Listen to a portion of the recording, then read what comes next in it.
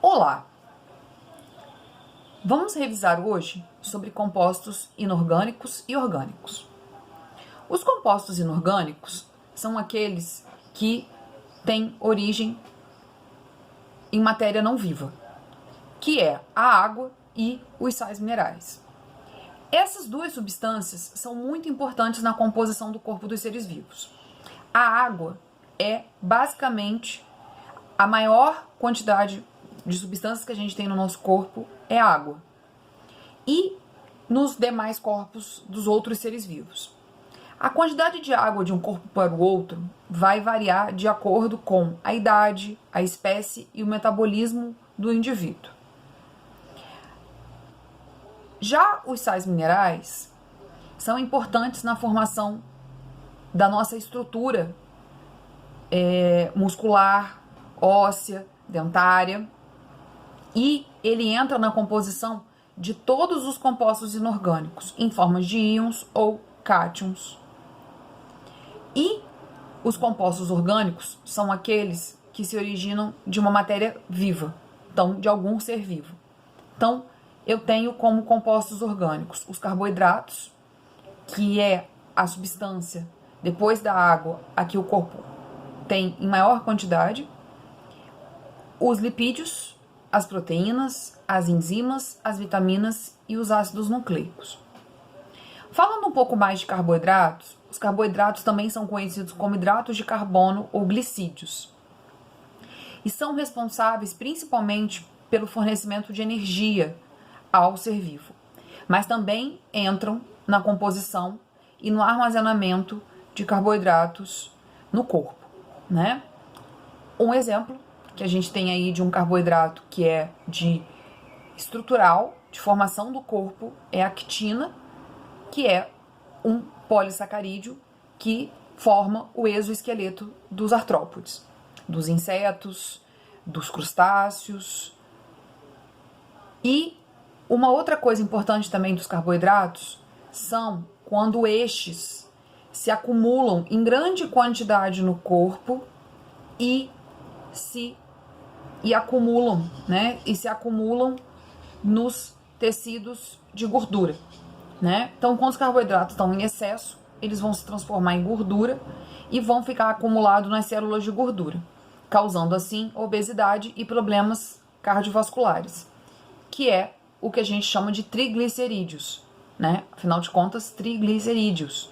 Então, eu tenho um carboidrato com uma gordura. Já os lipídios são conhecidos como óleos e gorduras e são responsáveis aí pelo isolamento térmico e elétrico dos corpos, né? Então, se a gente não tivesse lipídio no nosso corpo, gordura e óleo, a gente ia sentir muito frio ou a gente também ia viver tomando choques. Então, os lipídios são responsáveis por isso.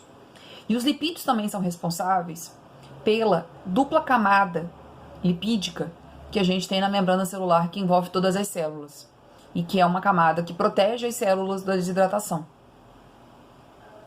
Já as proteínas são compostos por cadeias de aminoácidos e que formam aí também boa parte do nosso corpo.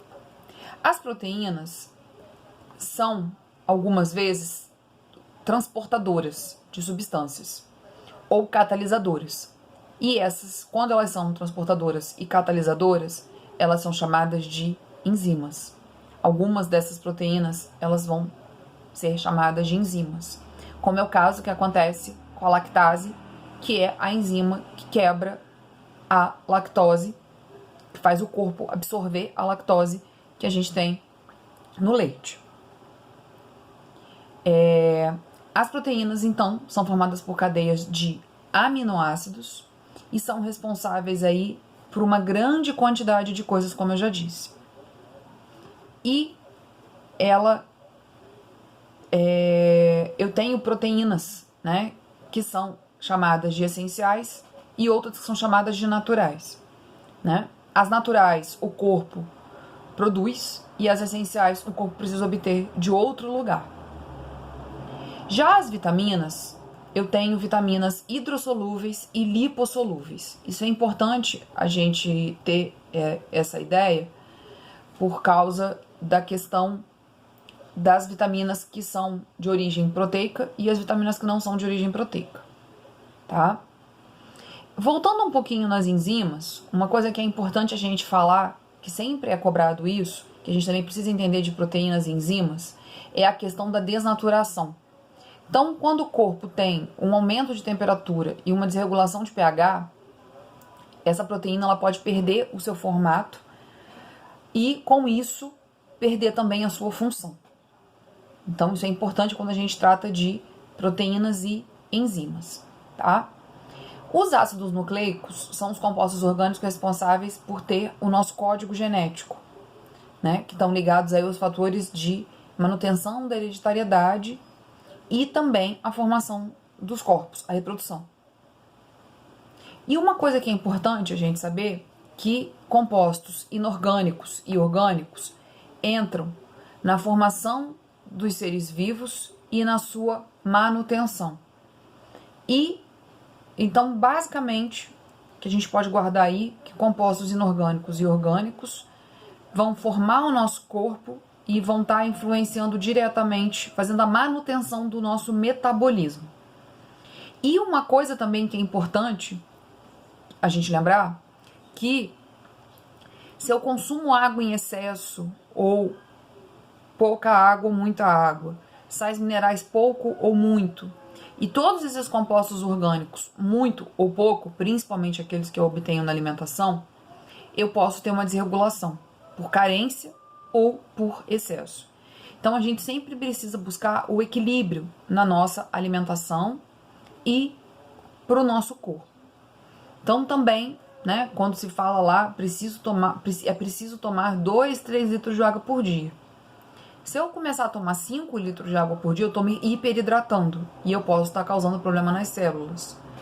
Ou, né, posso estar causando problema nas células. E uma outra coisa, a pessoa vai falar, vou fazer muito xixi, realmente. E com isso, você vai lavar muito as células dos rins. Então, pode haver uma perda de sais minerais. Se eu consumo muitos sais minerais por causa, por exemplo, do uso descontrolado de isotônicos, eu posso sobrecarregar os meus órgãos que fazem a excreção. Então, o importante, né, é sempre a gente ter equilíbrio na nossa alimentação, seja na alimentação sólida quanto na alimentação líquida.